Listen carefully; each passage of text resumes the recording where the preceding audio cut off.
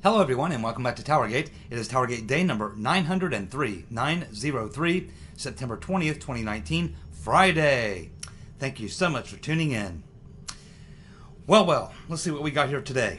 Okay, you might as well start off with the fun stuff, right? So, as everybody knows by now, Justin Trudeau, Justin Trudeau has now been outed for wearing blackface, not once, not twice, but 3 times in 2 days. Man, when you get outed for wearing blackface 3 times in 2 days, that can be pretty damaging. And the crazy part about this is that he just opened up his campaign about a week ago. He's campaigning for re-election. I'm hoping he doesn't win. Canada can do a lot better than this soy boy, Justin Trudeau. Now, my whole take on the whole blackface thing is I don't give a damn if people wear blackface, brownface, greenface, purpleface. I don't even care if a bunch of brothers want to wear whiteface. If I just saw a bunch of guys coming down the street, a bunch of brothers wearing some whiteface, I wouldn't think anything about it. I'd laugh. Check out those dudes, man. Some serious whiteface going. That's cool. I don't give a damn. Why should anybody care? I mean, if some guy wants to go down and grab some shoe polish and plaster it all over his face and walk around with black face or green face or yellow face, who cares? Who cares? What real impact does it have on your life? None. It's just some idiot who's got some paint on his face. Maybe he's going to a costume party. Maybe he's in a comedy group and he plays this character. I mean, this whole idea that we got to go back, and I mean, and again, I don't care how far you want to go back. I don't care if it's tomorrow or yesterday. I just don't care, and I don't think it's a big deal. It's just another example of political correctness. It's insanity. It's gone too far. I mean, it's like you cannot do anything in this country or in the world. Really, it's not just this country. It's all over the world. You cannot do anything without if you slightly offend anyone, just a tiny little bit, your life has to be destroyed. I mean, we've been offending each other forever. That's what humans do. In fact, we usually laugh at that. And I guess what bothers me about Trudeau, I mean, if Trudeau just were, if the fact that I'm watching him stand there and grovel and apologize and I've had too much white privilege and I guess that's why I didn't realize it, and just the whole groveling is just, I can't stand to see a man do that. It's just, I mean, I would much rather have seen him stand up there and go, look, I went to a costume party. We do a lot of costume parties. I was playing a character, and I mean, how can you be the character without, coloring the skin? That's why they make this type of makeup. They make makeup to color your skin if you want to play a character or for whatever reason. This idea that you got to go up there and apologize and gravel. Well, there's nothing wrong if you want to put some black on your face or pink on your face or green on your face. Whoop-de-doo. And that's what he should have done. People would have respected him a lot more. And I just can't wait for the day when someone with the courage who will finally stand up when they're accused of something like this and say, you know what, you people are nuts. Yeah, I put some black paint on my face and I put green paint on my face and I've done a lot of that sort of thing. I've been to costume parties and all sorts of things. I've gone out on Halloween. Or maybe I just like to walk around with black on my face. You know what? Screw you. It's none of your damn business what I put on my face. And if it offends you, that's your problem. When I see someone stand up and take that position and call this out for what it is, I'll actually have some respect for the guy. But you can't respect this. Trudeau, and I want Trudeau out of there because of his policies. I want him out of there because of his policies and because, of course, he's, a big backer in the EU. He's opposed to Brexit. He's for illegal immigration. He's for a lot of things that are bad, not just for the U.S. and the world, but for Canada. I want Canada to get a better leader. Trudeau is in way over his head. He's a political lightweight. I just never have liked this guy, and watching him grovel like that is just absolutely, I can't watch it. I just cannot watch something like that. It's just, I can't stand the fact that men are being so pussified. I mean, it's just, I'm sick of it, man. I mean, my goodness, man. I grew up on John Wayne and Clint Eastwood and people like that who would never take this kind. Can you imagine John Wayne or Clint Eastwood being called out on something like that? They would never grovel like that. But that's exactly what Trudeau did, and he's still doing it. And how can you respect the guy? You know what I mean? How can you respect a guy like that? You really can't. I really hope. And you know, it's not like he's not in trouble anyway. I mean, he's had this political scandal going on for now the last 3 or 4 months, and that's not getting any better as we learn more and more about that. In fact, there's a brand new scandal I haven't even had time to talk about. So you know, yeah, Trudeau is just a mess. And if you're in Canada, I sure hope that you get something much, much better than Justin Trudeau in your next election. He's such a soy boy. Well, it looks like Ocasio-Cortez has another primary challenger. Now, she's being challenged by Democrats. She's being for primary. She's being challenged by Republicans. I mean, she's being challenged by everybody. And I honestly believe there's a good chance she could be defeated. That Amazon deal that she killed in New York, which really affected her district in a lot of ways, I think that that's a killer. I really do. I thought so at the time. And I don't think people will forget that. That's not one that people are going to forget. That's not just like a little gaffe. That's not just like her being stupid, not knowing what a garbage disposal is, or her saying this crazy climate stuff that she says. That stuff's all just fluff. But the Amazon deal really cost people money, and that was a major fail. And on that alone, she should be driven out of Congress. Especially, she doesn't really represent her district. She's more like she's more like a national, on the national stage. She's not just like a congressman that represents her district. She's made herself kind of like a national celebrity in a way. She's more like a national celebrity. In fact, she should just get out of politics and become a celebrity, a Twitter celebrity. I think that she's, an activist. I think she's probably more cut out to be an activist and a kind of a celebrity. Not cut out to be someone representing any district in the United States Congress. I don't think she understands it. I don't think she's ever read the Constitution. I don't think she knows it. I don't think she knows shit about earth science. I don't think she knows shit about math. I don't think she knows shit about business or anything else. She's dumber than a turnip. And they can do a lot better than her. And I honestly believe that I'd say at least 50-50, if not better, that she's probably going to be beat in her re-election bid. She got a lot of people. It's like 12 people now running against her. And there's some pretty strong candidates. Now, the latest candidate is a woman who's the daughter of some Bengali immigrants. They are Muslims, but they're very conservative people, if I understand. Her mom and dad were small business owners, people who worked a lot of hours, worked very hard, seemed to have fairly good conservative values, and she is a Muslim, by the way, and she sounds definitely like she's an intelligent person, which AOC is not. So, I mean, AOC never really had to do a debate or a battle to get that seat. That's why I'm saying it. If any sane, reasonably intelligent person debates her, they will make her look like a complete, imbecile. But of course, you have to remember her voting district. Most of them are imbeciles. So, but I do believe there's a very good chance that Ocasio-Cortez is going to be defeated. I'd say better than 50-50 at this point. And there's a lot of people going after that seat. And again, the Amazon deal. You just focus on that Amazon deal. That is a winner.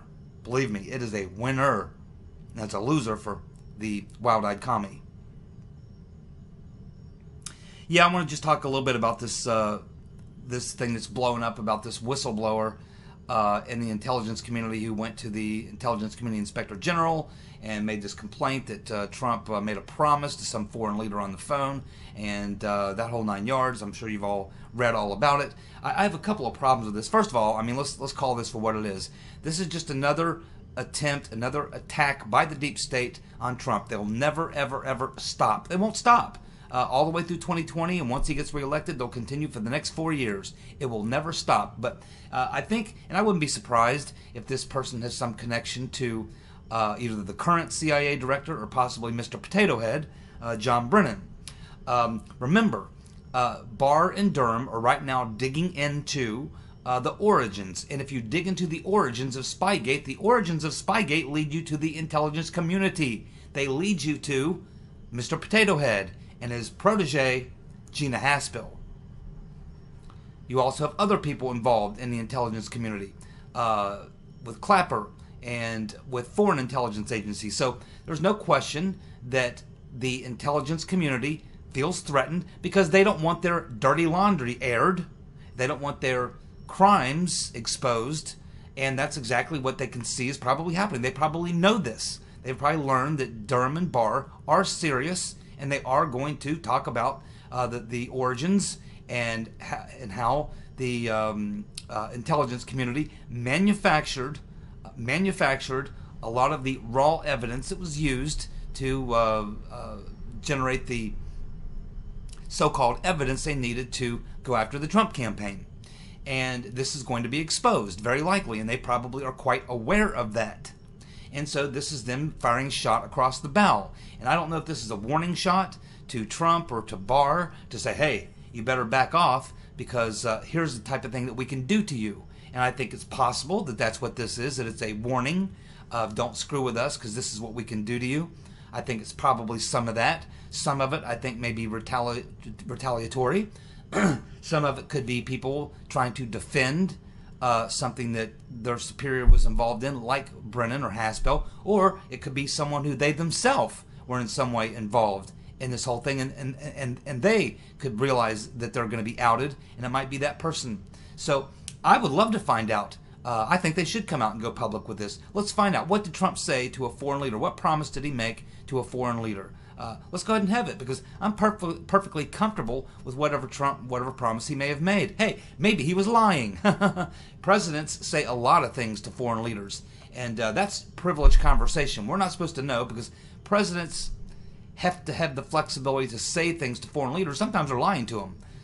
Sometimes they're just things that they say that you know the world shouldn't hear. I mean, how about we go back and break out all the conversations between Eisenhower and de Gaulle?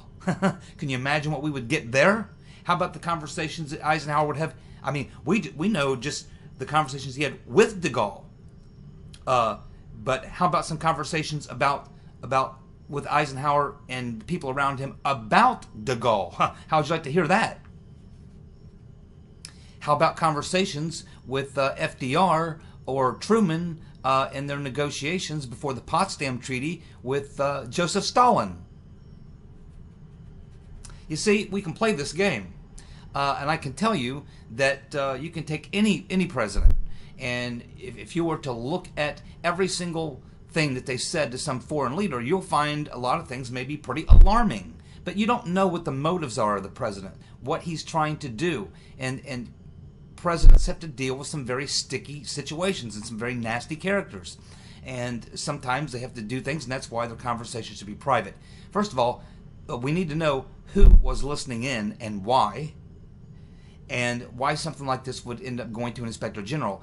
Something tells me that if we find out who this person is, and we probably won't, but if we find out who this so-called whistleblower is, something tells me that person will be somewhat connected to, certainly the deep state, but certainly will have some personal connection to either Mr. Potato Head, Gina Haspel, or possibly that woman who was the acting CIA director, or the acting DNI, I guess, who took over for Coates before she resigned.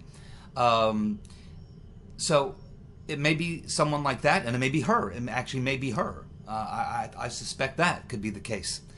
Could be retaliatory on her part.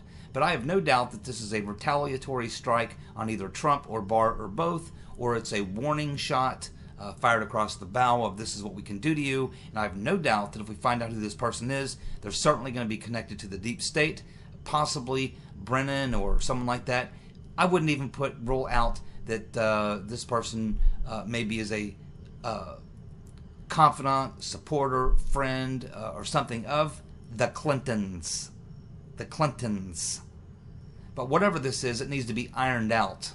It needs to be ironed out, and I have no problem either way. I mean, if they want to, keep it quiet, that's what it should be, because it never should have come out in the first place. And it's a real problem when the intelligence community is spying on the president. That's a big problem, and that's exactly what Spygate's all about: spying on the president. The president needs to be able to speak to foreign leaders and things and such. So there's a lot of problems with this, and I hope it gets ironed out. I'm okay with it either way.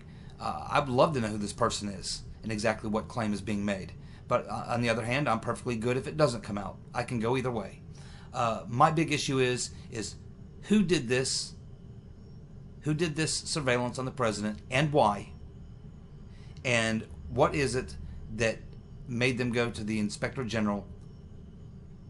And we have the current acting DNI saying that he's looked at it and it's not something that's worthy of being shared with the Congress. It's not something of that level. So there's no question in my mind this is just another something coming from the deep state, or people who are afraid of what's coming to them, or some sort of a warning shot. But I know one thing: it's definitely a deep state ploy. Is exactly what it is. And you know, we'll have to see. I think it's probably going to be protected, but I would love to know who this person is, because I'd be willing to bet everything I own that this person is connected, totally deep state, and I think we all know who those people are.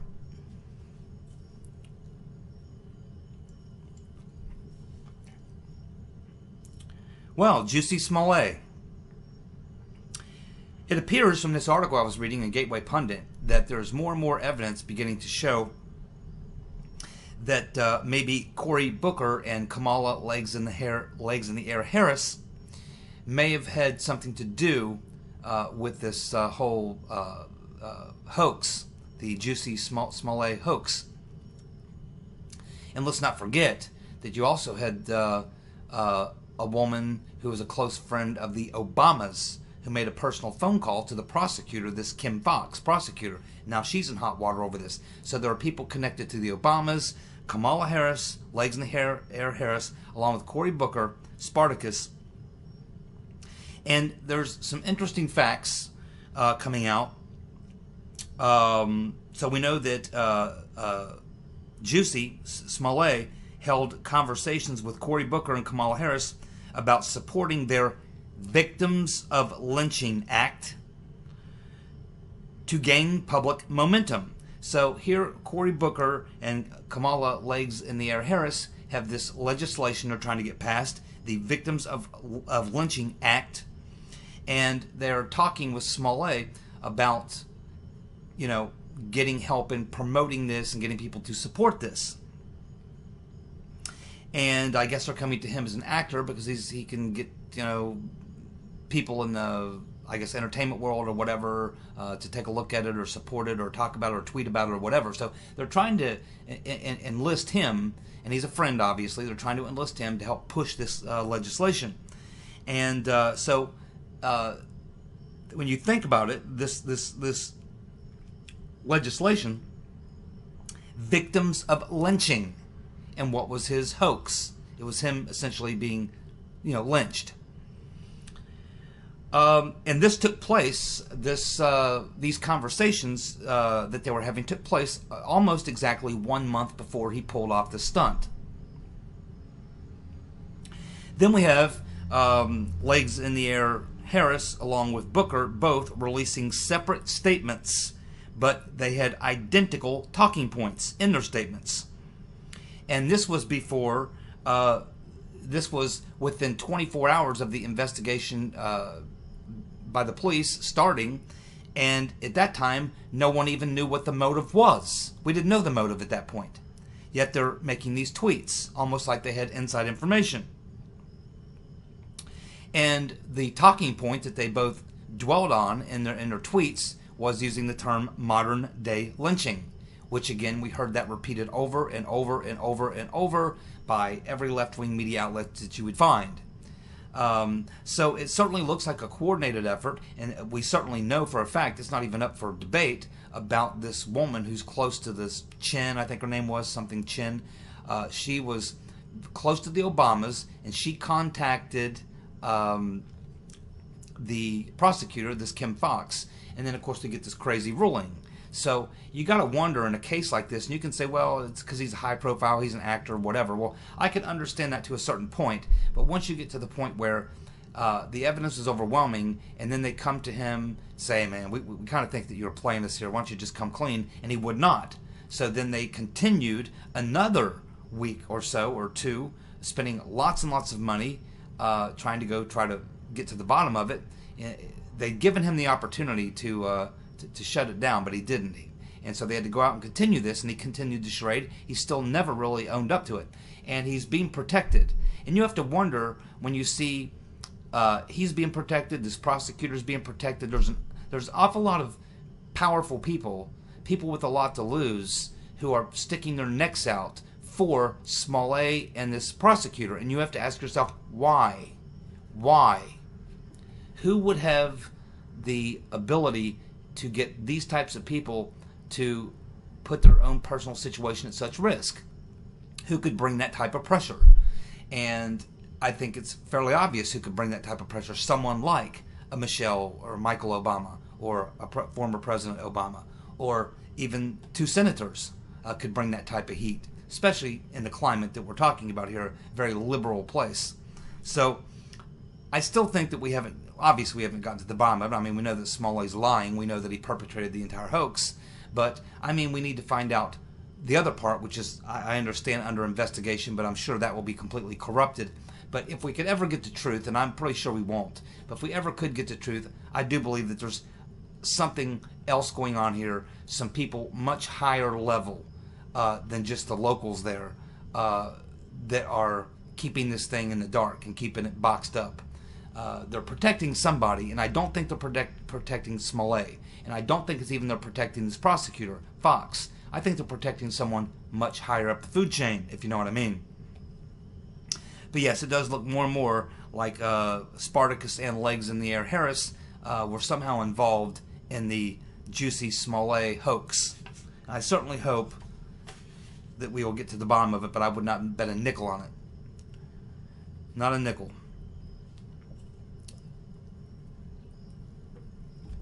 Madam Botox has given a warning to Jerry Nadler to back off the impeachment. Well, I don't think he will listen. I mean, he was told not to do it, and he didn't listen to that. Why would he listen now? And I don't think that, you know, Madam Botox in the past has always had this kind of power that she wielded, that she was the final say, and if she said it, you did it. If she said jump, you said how high. And I think that Madam Botox is struggling with now realizing that she no longer has that kind of hammer that she used to have. She used to have the hammer. She could shut it down or start it up or whatever.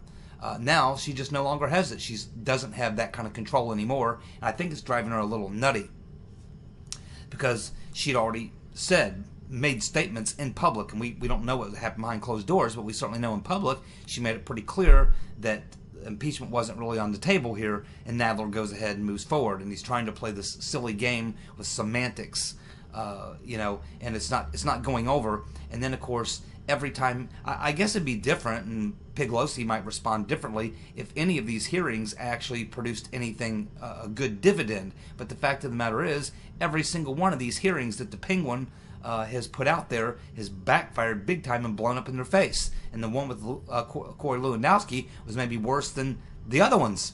And let's face it, the Uncle Bob the Executioner hearing was a real snooze fest. And of course, John Dean, that was a laugh-a-thon. And then Michael Cohen, that was just crazy.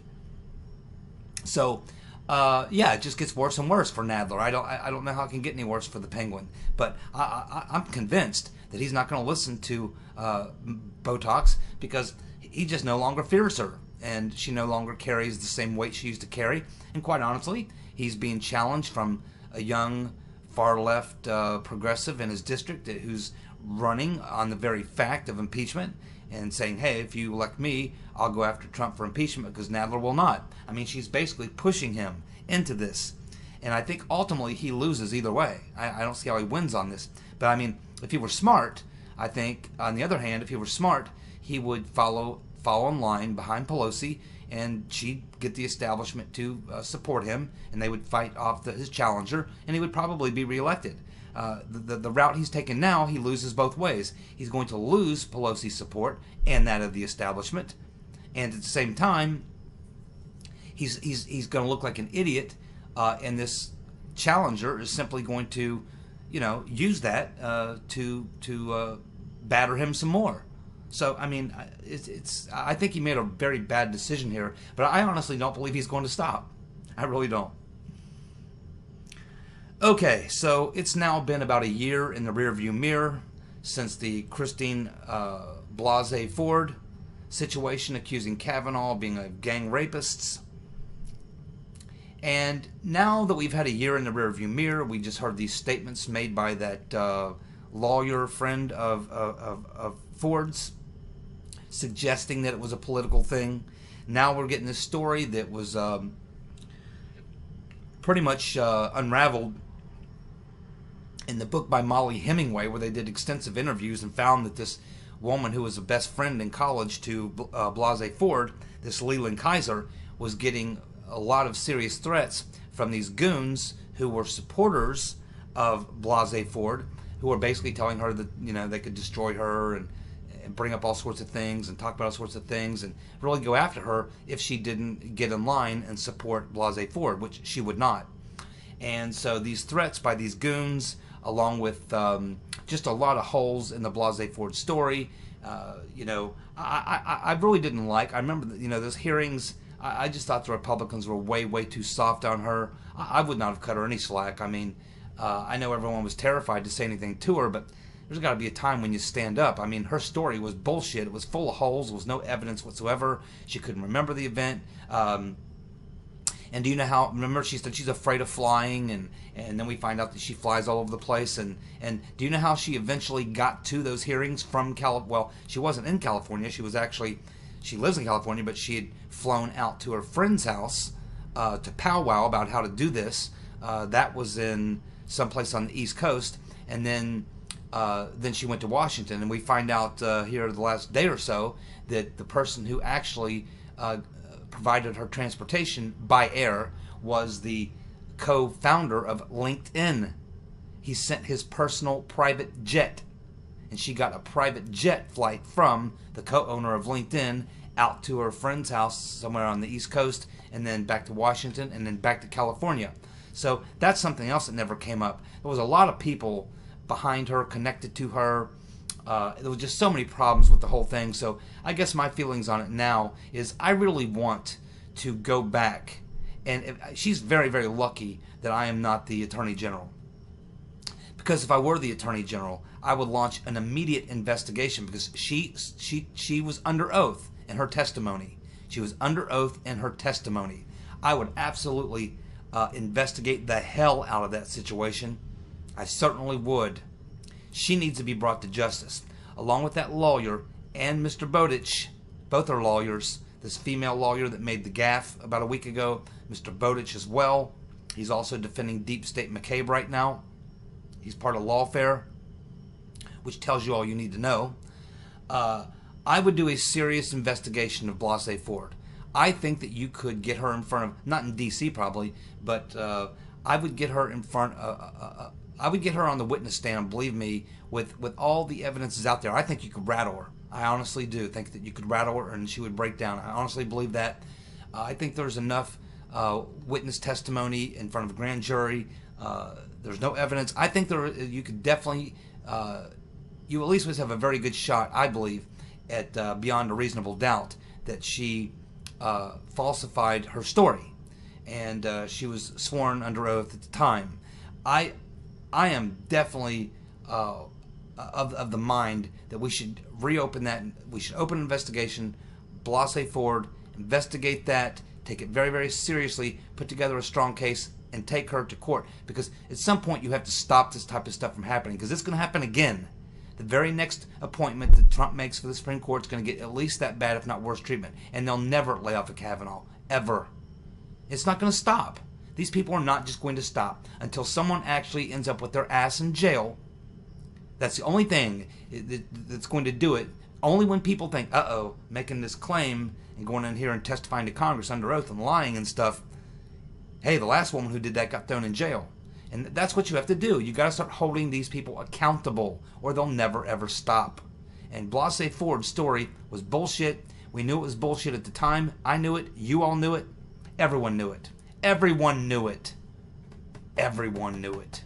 Including the Democrats. Let's not forget Feinstein. I would also bring her ass in and charge her as well. Feinstein. Turn in your guns, Mr. and Mrs. America Feinstein had a lot to do with the way that thing went. That whole thing needs to be really seriously investigated and brought to a head, and people seriously prosecuted.